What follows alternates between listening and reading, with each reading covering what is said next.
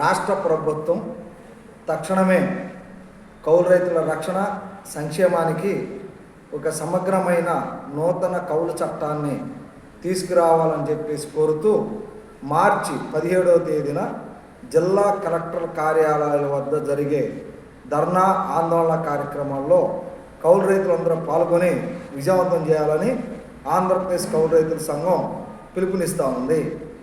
కూటమి ప్రభుత్వం అధికారంలోకి వచ్చిన వెంటనే మేము కౌలు రైతులకు రక్షణ కోసం వారి సంక్షేమానికి వ్యవసాయ, ఉద్యానవన, పంట రుణాలు అన్ని పథకాలు కౌలు రైతులకి వర్తింపజేసే విధంగా ఒక చట్టం తీసుకొస్తామని చెప్పేసి ఎన్నికల ముందు వాగ్దానం చేశారు. అధికారంలోకి వచ్చిన తర్వాత కూడా హామీ ఇచ్చారు. ఇప్పటి వరకు జరిగిన బడ్జెట్ సమావేశాల సందర్భంగా కూడా వ్యవసాయ శాఖ మంత్రివర్యులు అచ్చెన్నాయుడు గారు కూడా అనేక సార్లు ప్రస్తావించారు. 4-5 జిల్లాల్లో ప్రాంతీయ సదస్సులు కూడా జరిపి కౌలు రైతుల అభిప్రాయాలు వివిధ రైతు కౌలు రైతు సంఘాల అభిప్రాయాలు కూడా తీసుకున్నారు. కానీ ఖరీఫ్ సీజన్ అయిపోయింది, రబీ కూడా పూర్తవుతూ ఉన్నది. ఇంతవరకు కౌలు చట్టం రూపుదాల్చలేదు. అంతేకాకుండా గత వారం రోజుల క్రితం జరిగినటువంటి బడ్జెట్ సమావేశాల్లో కూడా భవిష్యత్తులో కౌలు రైతుల సంక్షేమానికి మేము నూతన కౌలు చట్టం తీసుకురాబోతున్నామని, ఆ చట్టం ద్వారా కౌలు గుర్తింపు కార్డులు, పంట రుణాలు తదితర సంక్షేమ కార్యక్రమాలు అమలు చేస్తామని చెప్పారు. కానీ ఇట్లా చెబుతూనే ఉన్నారు. కానీ కౌలు చట్టం మాత్రం రావటం లేదు. కౌలు రైతుల సమస్యలు పెరుగుతూనే ఉన్నాయి. కౌలు రైతుల సమస్యల పరిష్కారానికి కనీసం అసెంబ్లీలో వారి సమస్యలు చర్చించడానికి కూడా దృష్టి సారించకపోవటం బాధాకరం. అందుకని రాష్ట్ర ప్రభుత్వం దృష్టికి తీసుకొచ్చే దానికోసమే మేము మార్చి 17వ తారీఖు నాడు ఆందోళన కార్యక్రమాలు చేపట్టి కలెక్టర్ల ద్వారా ఈ ప్రభుత్వానికి వినతి పత్రాలు ఇచ్చి నివేదించబోతా ఉన్నాం.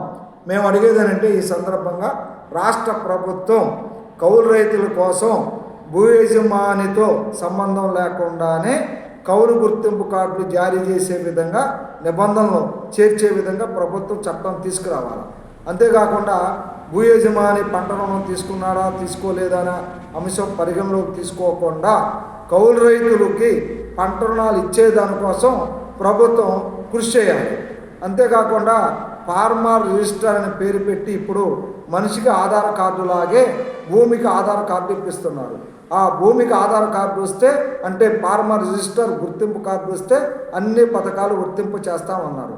కానీ ఈ ఫార్మర్ రిజిస్టర్లో కౌలు రైతుల యొక్క ప్రస్తావనే లేదు. దేవాలయంలో భూములు సాగు చేసే కౌలు రైతుల గురించి కూడా దీని గురించి ప్రస్తావించట్లేదు.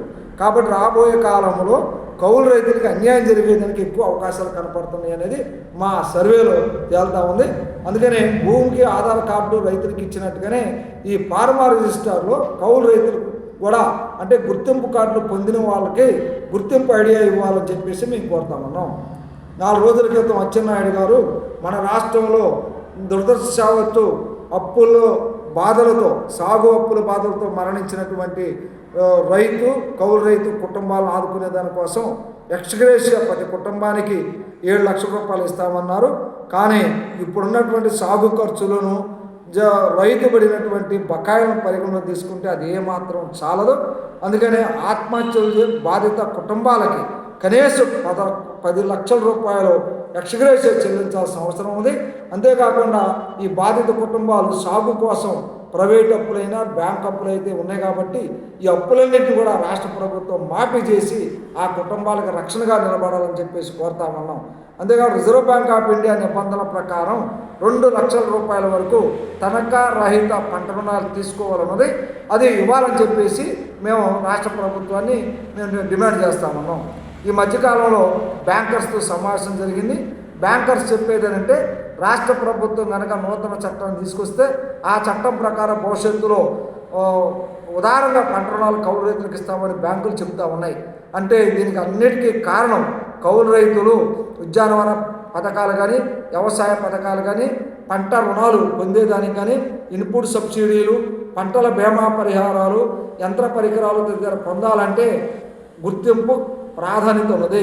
ఆ గుర్తింపు పొందాలంటే రాష్ట్ర ప్రభుత్వం చట్టం తీసుకురావాల్సిన ఆవశ్యకత స్పష్టంగా కనపడుతూ ఉంది.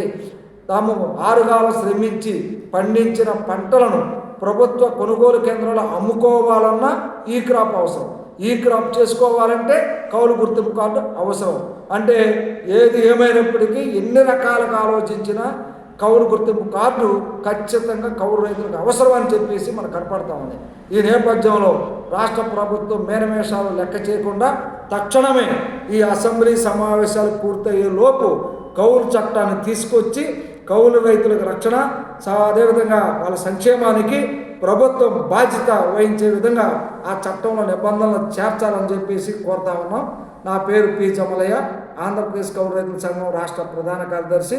మన ఏలూరు జిల్లా కౌలు రైతు సంఘం జిల్లా ప్రధాన కార్యదర్శి దంతా కృష్ణ గారితో కలిపి ఈరోజు మన చింతలపూడి మండలంలో కొన్ని గ్రామాలని కౌలు రైతులతో సమావేశాలు వేసి వాళ్ళ అభిప్రాయాలు తీసుకోవటం జరిగింది.